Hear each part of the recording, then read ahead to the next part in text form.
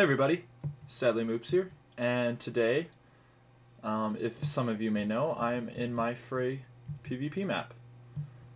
Today I thought I would just kind of give everyone a general walkthrough of the map and some of the features that I've implemented within it, so we're going to begin right here, and this is our team selector. So when you enter the map, this is where people now spawn. You used to be able to spawn right kind of in the main platform there, but now you spawn in this team selector. That way teams are verified right away. So I've got a few buttons and pressure plates scattered around this little room here. This is a randomizer, so this randomizes the teams between all the players on the server. And this is a spectator mode, so for now I'm going to be in spectator mode. As you notice, I turn invisible also and send to creative. So it's a handy feature for being able to spectate the game without kind of getting in everyone's way or yeah, just in general. So here is the attacker team. So you would just step on this pressure plate like so, little tune, little jingle, and you get teleported into the orange area. Now this light on the floor signifies when a team is ready. So over there you notice that defenders are not ready and we are not ready. So let's just say we've got all of our players in the attackers and you're on Skype and you're talking over with that team and everyone's ready, so decide to click this button. So it says attackers ready and it's set a custom spawn point for the attackers, which is down over there. So upon death I don't need to walk through this team selector during a match. If you do join halfway, I do have a button for that just teleports you into this area after joining a team. There's a button right over there. So, just a second. Yeah, okay. I'm just going to fly out of here and I'm going to go over to the defender side. So as you see now, I've left the attacker team, but their team is ready, for example, and I'm now on the defender team. Now let's just say I'm ready. So I'm going to click this button, and now that both teams are ready, we are all teleported to this main area, but we keep our teams and we have custom spawn points. Within this area, I've kind of done some renovations ever since the old update. I've kind of moved things around. The rule board is still over there, and the game ready is right over here. But I have moved all the settings along the side here just to kind of give it a cleaner feel, and some of them still aren't set up. So let's begin with this. We got our time day, our time night, but because I've got Optifine not on, I guess it works. Okay. Weather and difficulty. So here, using Etho's selector panel here, I'm able to switch between different modes, and it's not an issue that it says it twice. And this just resets it to peaceful. So because I'm still a spectator, I'm able to fly around even though I joined that team. If you ever wanted to leave a team, you can simply just click this and everyone leaves their teams and is sent back to survival.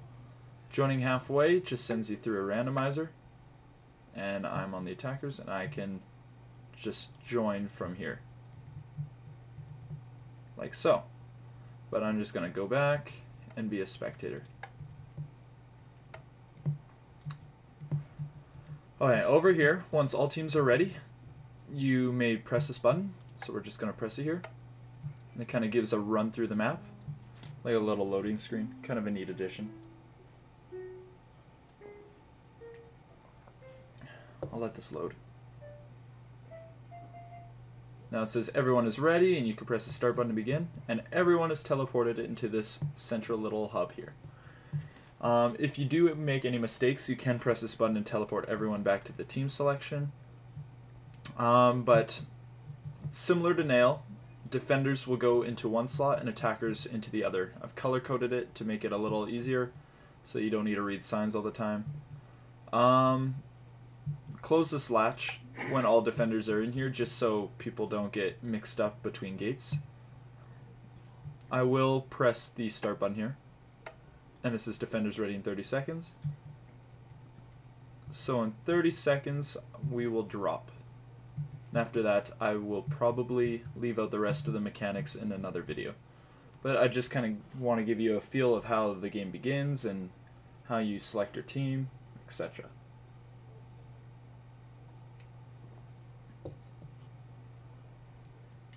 Okay, so we are just waiting, and 30 seconds should pass any time now. And it will say go, and we will drop. Like so. Now, I've also color-coded these routes to make things a little easier. So, when defenders drop, they will immediately follow the purple path. Chests kind of scattered around the map to aid your team. And here are the orange paths for the attackers. Now, as it says, no defenders are allowed because these are supplies meant specifically for the attackers. Like so. Once they're dropped, they have a 1-minute head start over the attackers to get prepared to defend the castle. So I've set up some terrain here with multiple paths, vines to be able to climb up to the top, chests with little goodies. So I've tried to make as many different possibilities as possible within this map, so the diversity of the game will be different each time. This is a new feature I've implemented in 1.5 where I've added ender chests. With these, I've allowed team players to place chests of their type, maybe here at spawn after death and one at the end, to quickly collect any items that they placed in the chest to go right back after dying. I think it'd be a great feature, and I can't wait to see how it's implemented in the game. It's just some more potions. So I'll just run you through some of the paths here. This is one of the old ruins, the old ruin paths. It's got a diamond shovel and some snowballs, which could be useful for pushing back enemies. And as you just walk through here, it's just a neat little cave. Right over here, here's another thing that you could do. I don't know if it'll waste your time or not, but you can spawn 3 wolves and not breed them, but train them to help you. Over on this side, there's some more chests with different items. And there's a hole within here containing some archer gear and lots of arrows. This could be a great spot to hide behind some of the blocks here. Just kind of take out the defenders. As you notice in the background, the timer is running. And it does work still, thank goodness. Down over here, this is one of the main tunnels, and I've added source water blocks now. Just some TNT, different advantages depending on who gets here first, etc. There's just some more chests down there. Some little hidden chests over here, I will not show. Just some miscellaneous gear, some garbage, and clocks to tell what time of the day it is. Now, also what I've added in 1.5 is a new biome type. So if we look here, it says that my biome is jungle. It used to be mountain terrain, and it kind of gave a dull color to the map, so I changed it to jungle to give the very green grass. And I actually like it. I might change it to plains just to not make it so contrasting, but for now I'll leave it like this. Up above here, this is one of the key points of the map, and there are spawners within the trees which kind of make it difficult to obtain. But here there are chests scattered along with stronger items, as it does take longer to get up here unless you have an ender pearl, and a beacon, which is the main feature. It used to be iron, but due to the fact that you can make multiple buckets and then make infinite water sources, I changed it to gold just for the sake of this. And using these iron ingots, you can give yourself an ability and an advantage over the other team, whether you add strength or regen or a jump boost or haste. It could really determine who comes out with the win on this game. Just a few notes as we go over to the castle. There is a food source here. It's automatic if you step on the pressure plate. And down over here, one of the better items of the game is a knockback 8 shear, which could be useful. Here at the first gate, I fortified 3 gates, each with increasing size and difficulty. to pass through, and they all have their advantages and disadvantages. So I'm just going to run you through each of the gates. So here's the first gate. Below here we have some redstone wiring. This is just a small RS NOR latch and a wire leading up to the top. Now what this does, just a second here, what this does is it releases lava buckets from the roof and drops the floor down so that you fall into a pit. So once clicking this, for some reason 1.5 does this, but you just click it again and the lava will fall down and the floor has dropped. This creates a lava wall which forces attackers to find another way around the wall. But the walls aren't that easy to break through, as someone may just want to tunnel through, but they are equipped with sand, and if you continue to break the sand, there is water that will pour out, and above there is cobwebs. So I've made these walls pretty difficult to break through. If they're too difficult, I can easily change them, but for now they seem to be pretty good as a shorter wall. Let me just get the weather off there. Oh man, I can't type. There we go. That's the first wall. Attackers and defenders have items here, which could help some of the players. They're just smaller items over there. And I've placed glass over all the rooms just to show that they haven't been used yet. But there are some building blocks, some fire charges, water, lava, growth, and different traps, trees for wood or for blockades. And what's very important here is the ender pearls and the bottle of enchanting, as that could give a huge advantage over another team. Here at the second wall, you notice it's several blocks thicker than the first one, and it's a little more fortified. So if we just take a little chop at it here, we do have the sand trap again. So I'm just gonna remove the water here just for the sake of showing you the innards of the wall. Okay, so here if you break through the sand layer, you notice that there is another sand layer, and behind that, ribbed obsidian. So the only way over this wall is either over or under, as obsidian layers every other block, like so, like that. So it can make it very difficult for a team to get through this one, as you're forced to go through the gate or over or under. This gate has its own special unique ability. It also has dispensers with zombies in them.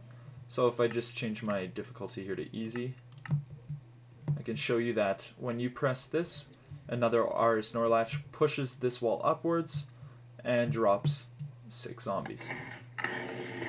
Like so. You can use this 3 times. The reason I placed the wall here, let me just...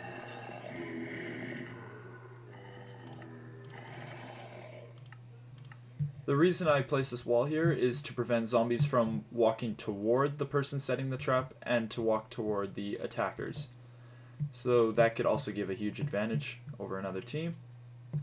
Above here we have the quick cannons, so if you just press the right one first and then just delay yourself and push that one, you can set up some quick cannons. All of these are the exact same.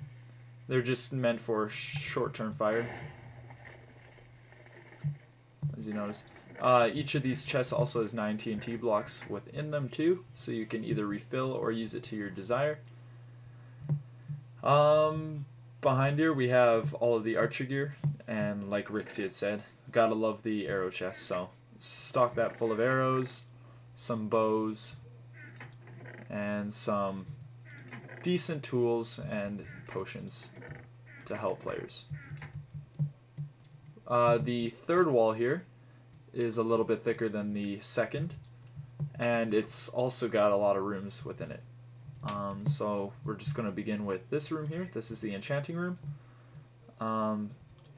It is stocked with a bunch of crap and a silk touch axe. Behind here there is a chest with some secret potions, if anyone ever wanted to. And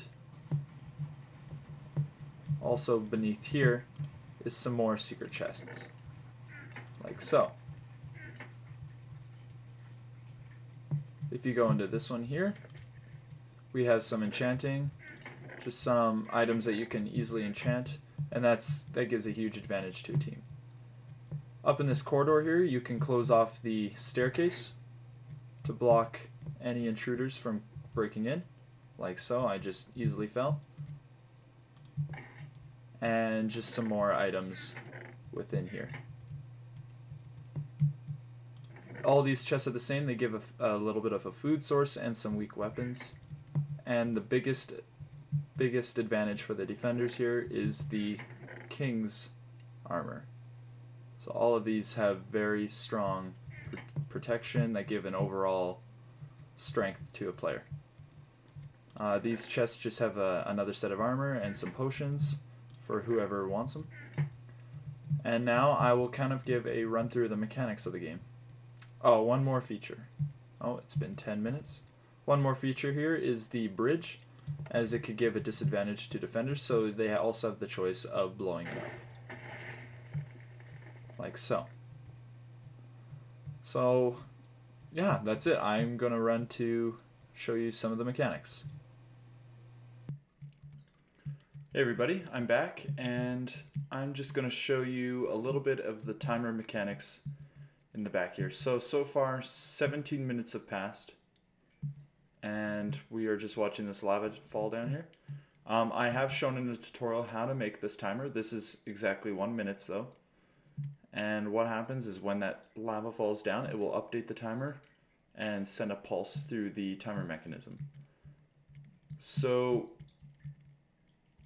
I will just wait for this actually. I'm just going to wait for this, and once it triggers I can show you kind of a rundown of what everything does. So we'll just wait for that lava to fall. It'll be any second now.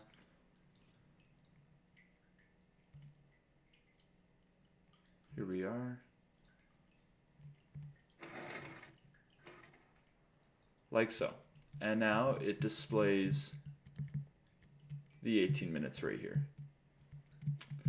So what's happening here is every time that pulses 1 minute, it triggers the T flip-flop, and then from an AND gate. The AND gate is at the, or the bud switch is at the bottom, and then goes to a T flip-flop up here. And from there, it sends a 1 tick pulse, both down this line and up this line. This line represents the main digit, which is the 02468, and then the second line is only triggered after 8 minutes.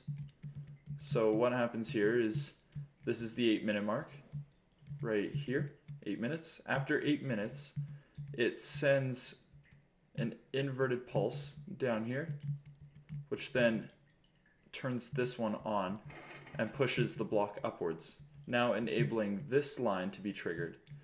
So this line is useless until after 8 minutes. After 8 minutes, this block creates a pulse, and now the bottom line can be triggered. And the bottom line represents all the number 1 digits to make the numbers from 0 to 10, from 2 to 12, from 4 to 14, etc. So I am using the redstone repeater lock mechanism here. So as we can see, it has been, I think, 20 minutes. No, it's 19 minutes. 19 minutes, and that's going to be 20. So we're just going to go here and just kind of see how this works, because technically I've only tested the endgame once, but I haven't seen the fireworks go off or anything. So we're just going to set this to night. I kind of want to see what happens.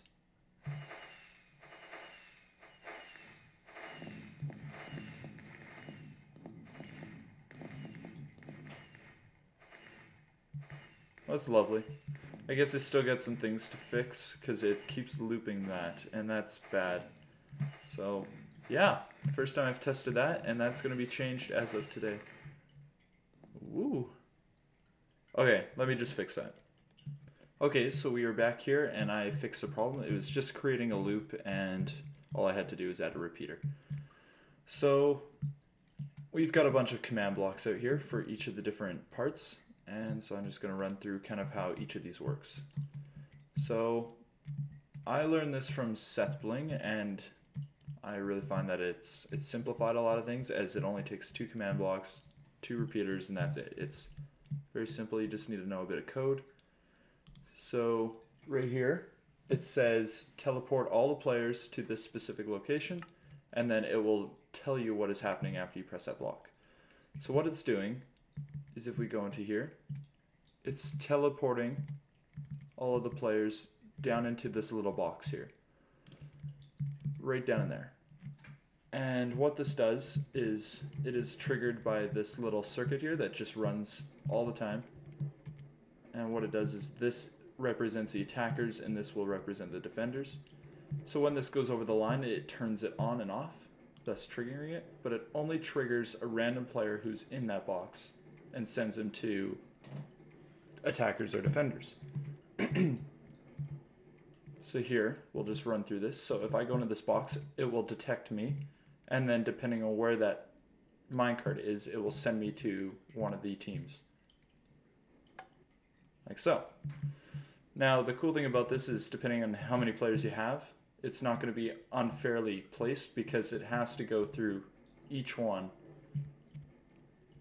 each of the players that are in this box, and because it sends them all, it will equally distribute them. What it does before is it sends them into these boxes, and these basically teleport the nearest player in this box to attacker or defender, but it also joins their team, which is very important, because as I'm in single player right now, it's not really displaying it, but when you go into multiplayer, it'll display the scoreboard along with the deaths and kills, etc. Right here is the game startup, so it runs through this line here. It clears all of the items in players' hands, and it kind of gives a little loading screen run through, which is a neat addition, along with the little jingle tune. At the end here, it will send a pulse, and it will trigger part 1 of the AND gate, as the second part that is required is the 30-second timer, this 30-second startup. Only then will the game 1-minute buff start. So this line here is exactly 1 minute long. After 1 minute, the line comes back this way and opens the attacker gate as well. This just teleports all the players into this little section right there. Now, there's just some wiring over here just to prevent any spamming of buttons and to keep it consistent as it resets spawn points, etc. So if we just travel down this line here, we notice some of this crap here. I was working on a little test and realized that you cannot move bedrock, which is pretty stupid because I should have known that from the start. So after 1 minute, it sends a delayed pulse right here, which breaks the wiring. Thus, you can only use this timer once. And I might fix that actually. And right here sends an update to the bud switch. But the timer has stopped permanently. Yeah, the timer has stopped permanently. It's just a little thing to prevent the game from resetting the timer even when the game is finished, to prevent lag. What these little spots do is it is an extra buff to cut off the digits of the timer so that the digits don't keep changing, just in case. And here is the winning circuit, which lights them all up from out to in, which is kind of neat. It also pushes up this block here, which sends a 1-tick pulse down a 10-second buff line. So whether defenders or attackers win, it will send it down this line, teleport everyone to spawn, and then change the game mode to creative. Let me just change the weather here.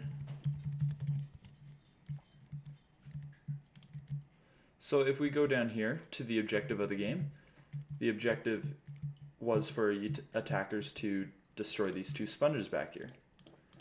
Now, these are set up kind of delicately. They're on a bud switch, so once they're updated, it counts as destroying them. So let's just destroy this one. And it also dispenses an instant kill potion. I'm pretty sure it's potency 5, which brings you down pretty badly. And the second one right here, once triggered, says attackers of 1, and then it teleports everyone back to spawn. So the mechanics aren't really too hard, they're kind of basic, but as you can see I've got some things to touch up. If you saw that timer, it still displays a 1. A lot of this thing doesn't have to be hidden because players will be in here most of the time, so it's kind of out of sight, out of mind. And if I ever wanted to cover it up, I can, but for now I can just leave it out like this. So I hope you kind of enjoy this general walkthrough of my map just to get a clearer feel of what's happening here, and in case it doesn't look recognizable, it does say 1.5, so it has been updated as this